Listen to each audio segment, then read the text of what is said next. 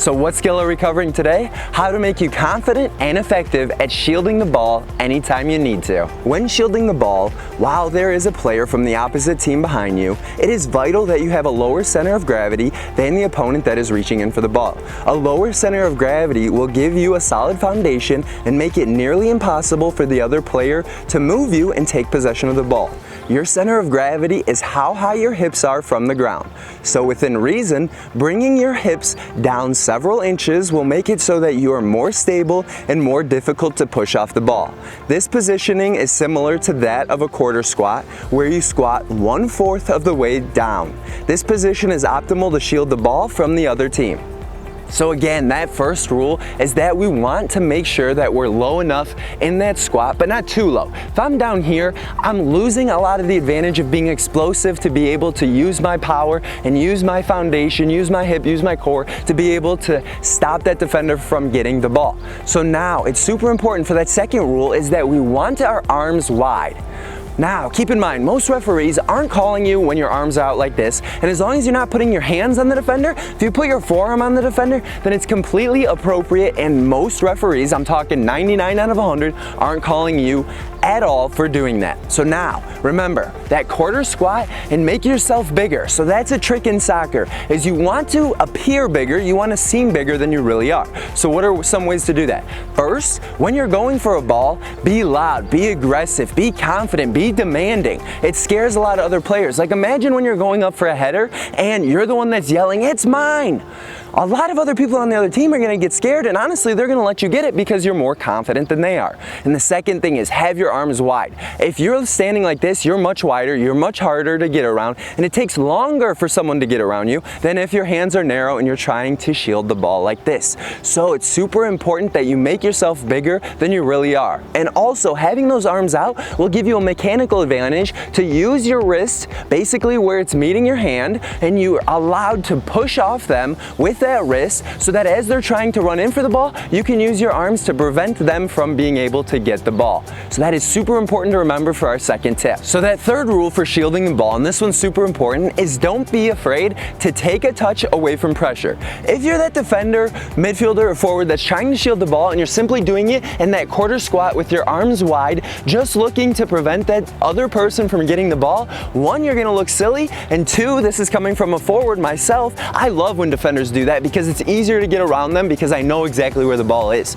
So take that touch away from pressure. Have that ball close enough to you so that if you need to take a touch and move it, if the defender that's trying to steal the ball is getting around you to this side, then you can push it away and go out the other side. So always have that ball close enough. You don't ever want to be that person that's afraid to take a touch on the ball, so make sure that you're always close enough, you're in that quarter squat, your arms are out, and you're able to easily and quickly take a touch away if the defender starts to get on either side of you. So use your body and use your feet to prevent that other player to get the ball. That fourth tip for shielding the ball is be realistic at how fast or slow that ball is going.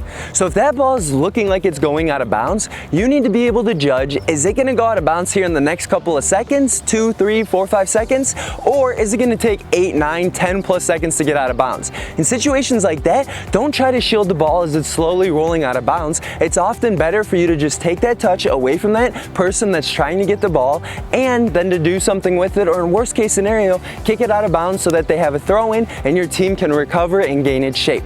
But now if that ball's going at a really fast pace, then take those 2, 3, 4, 5 seconds to shield off that defender, but not really any more than that.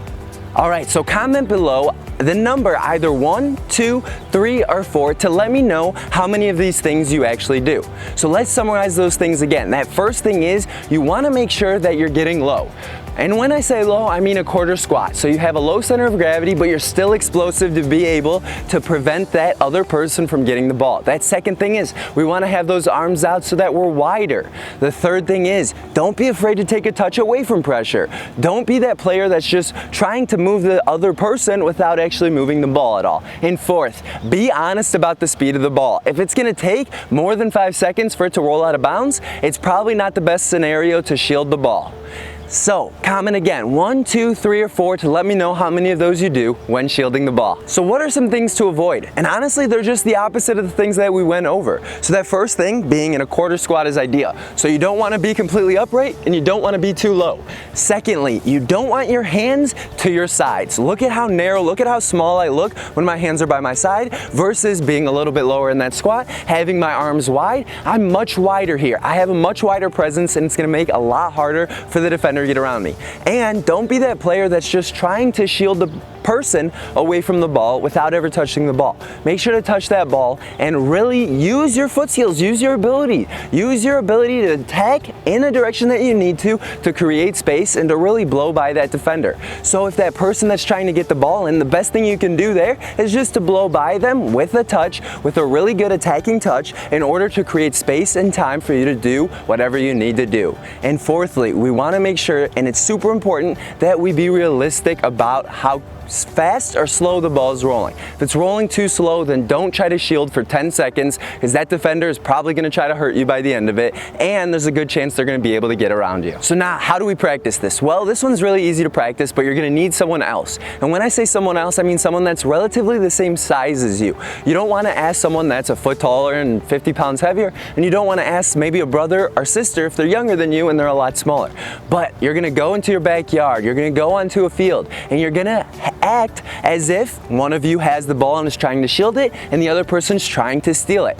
Go for maybe 10-15 second increments where one person's trying to get the ball and the other one's trying to protect it, and keep going back and forth so that you're both working on how to steal it as well as how to protect and shield. If you want to learn more about shielding the ball to keep possession of the ball, then grab the 4th book in the Understand Soccer series, Soccer Passing and Receiving, today on Amazon.com using the link in the description below. So now you might be thinking, Dylan, in the thumbnail it said that there'd be 5 tips. In the description it said 5. Where's the 5th one? Well, that 5th tip is our pro tip, and that is be honest with your size in comparison to the person that you're shielding. So what that means is if you're a 6'5" soccer player and you weigh 230 pounds, you're probably going to have a pretty good chance of shielding anybody off you want. But now if you're a smaller soccer player and you're going up against someone that's a lot bigger, try to avoid those situations of shielding the ball, because there is just a certain amount of advantage that a person is several inches taller than you and weighs more than you is going to have when it comes to trying to knock you to the side in order to get that ball that you're shielding. So be very honest. And also when it comes to size, that's height and weight. If they're much larger than you, they're going to have an advantage of being able to push you off. So in those situations, if you are that really noticeably smaller soccer player going against someone that's bigger, then don't try to shield the ball. Use your taxing touches and your speed in order to get that ball away from them. Alright, so let me know in the comments below if you have any suggestions on how to make these videos better or any topics that you want me to cover in the future. And if you could, hit that like button below and the subscribe button and hit that bell notification icon to make sure that you don't miss out on any future videos to build your soccer confidence.